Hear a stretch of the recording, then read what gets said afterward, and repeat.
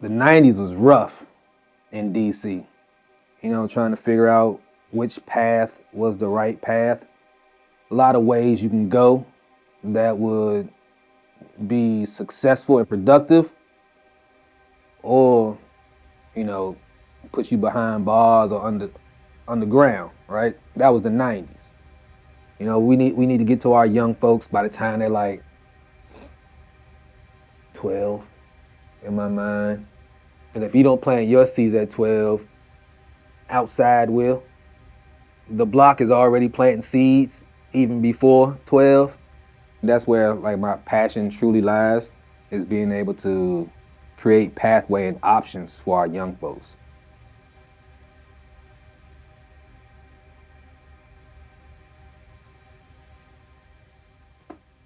I just made $5,000 just now.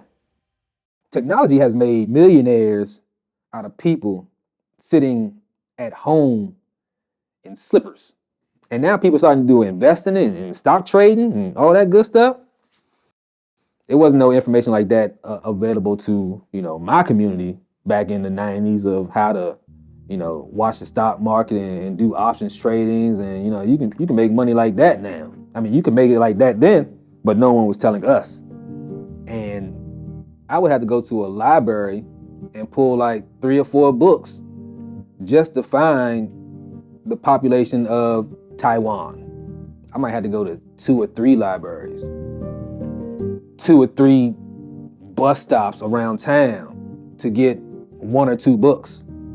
It taught you patience.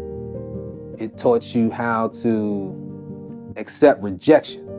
So I just think there's a whole different structural system when it comes to developing young folks to have realistic expectations of what it takes to be successful in life. Everything's quick, quick, quick. No one's thinking about the long game. No one's thinking about 20 years from now. Our young folks, they're hurting. They're hurting for attention. They're hurting for resources. They're hurting for love. They're hurting for folks to value them for who they are, not who grown-ups think they should be. But even in that space as grown-ups, we're not providing them the resources or the outlets to really develop who they are. Because there's not a lot of options out here being communicated to them that speaks to their particular sense of interest. I work with a lot of workforce organizations. So being a part of those organizations, I get introduced and exposure to a lot of the different school systems, whether it's DC, Prince George's, Montgomery, and then identifying or showing them different careers within the construction industry that they may not be familiar with, and then give them exposure to those particular job paths through exercises, mentorship, or specific workshops that we put on for them. There's a lot less focus on vocational studies.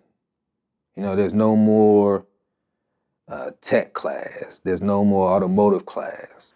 But I think they've taken a lot of emphasis off of the vocational side. And I'm hearing that there's more money being put into the school systems to prepare students for college as opposed to the industry.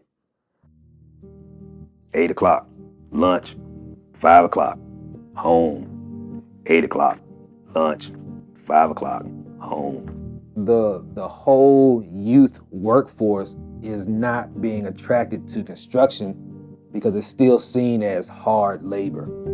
We as an industry have not done a great job of really telling the new story of the construction industry so that we drum up interest to a new audience. There's a new workforce out there that have new interests, new demands, new requirements, new expectations.